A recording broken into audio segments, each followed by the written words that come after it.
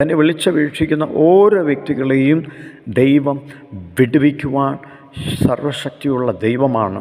ഒരുപക്ഷെ നിങ്ങളെ ഞെരുക്കുന്ന കഷ്ടത അത് കടഭാരമായിരിക്കാം. ഒരുപക്ഷെ നിങ്ങളെ ഞെരുക്കുന്ന ആ കഷ്ടത അത് രോഗമായിരിക്കാം. ഒരുപക്ഷെ നിങ്ങളെ ഞെരുക്കുന്ന കഷ്ടത സ്തോത്രം ജീവിതത്തിൽ കടന്നു വരുന്ന പ്രതിസന്ധികളായിരിക്കാം. ഈ പ്രഭാതത്തിൽ സ്തോത്രം ദൈവത്തെ വിളിച്ചപേക്ഷിക്കുന്ന ദൈവവേദലിന് നിശ്ചയമായിട്ടും വിടുതൽ ഉണ്ട്. അതിനുദാഹരണമാണ് യേശു എരിഹോയിലൂടെ കടന്നു പോകുമ്പോൾ തിമായുടെ മകനായ ബർത്തിമായി അവിടെ ഇരുന്നിരുന്നു. ഈ ഇരിക്കുന്ന സ്ഥലം അത് ശപിക്കപ്പെട്ട ഒരു പട്ടണമാണ്. അത് യോശുവയുടെ പുസ്തകത്തിൽ നാം വായിക്കുന്നു.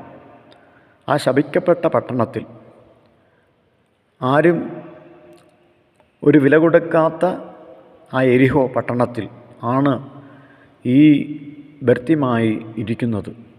യേശു കടന്നു പോകുന്നത് കേട്ടിട്ട്, കർത്താവേ, ദാവീദ് പുത്ര, എന്നോട് കരുണ തോന്നണമേ എന്ന് വിളിച്ചു. ചുറ്റുമുള്ളവർ അവനെ അടിച്ചമർത്തുവാൻ നോക്കിയെങ്കിലും അതിശക്തിയോടുകൂടെ ദാവീദ് പുത്ര, എന്നോട് കരുണ തോന്നണമേ എന്ന് നിലവിളിച്ച ആ വിളി അരുമനാഥനായ കർത്താവിൻ്റെ ചെവിയിലെത്തി. യേശു ആ വിളിപ്പുറത്ത് നിന്നു അവനെ തൻ്റെ അടുക്കൽ വിളിച്ചു. ഞാൻ നിനക്ക് എന്താണ് ചെയ്തു തരേണ്ടത്? ആ ബർത്തിമേയ് പറയുകയാണ്, കർത്താവേ, എനിക്ക് കാഴ്ചയില്ല, ജന്മനാ ഞാൻ കുരുടനാണ്, എനിക്ക് സൗഖ്യം വേണം. മനുഷ്യൻ്റെ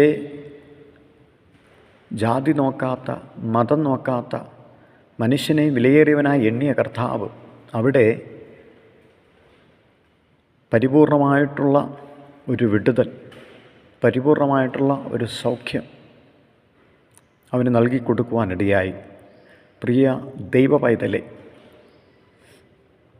ഈ പ്രഭാതത്തിൽ ദൈവത്തോട് നിലവിളിക്കുമ്പോൾ, ദൈവത്തിൻ്റെ വിടുതലിന് വേണ്ടി അപേക്ഷിക്കുമ്പോൾ, ബർത്തിമായിയെ വിടുവിച്ച ഇസ്രായേൽ ജനത്തെ തങ്ങളുടെ കഷ്ടതയിൽ നിന്നും ഞെരുക്കങ്ങളിൽ നിന്നും വിടുവിച്ച ആ നല്ലവനായ കർത്താവ് ഈ പ്രഭാതത്തിൽ നിശ്ചയമായിട്ടും നമ്മെ വിടുവിക്കുവാൻ ഇടയാകും.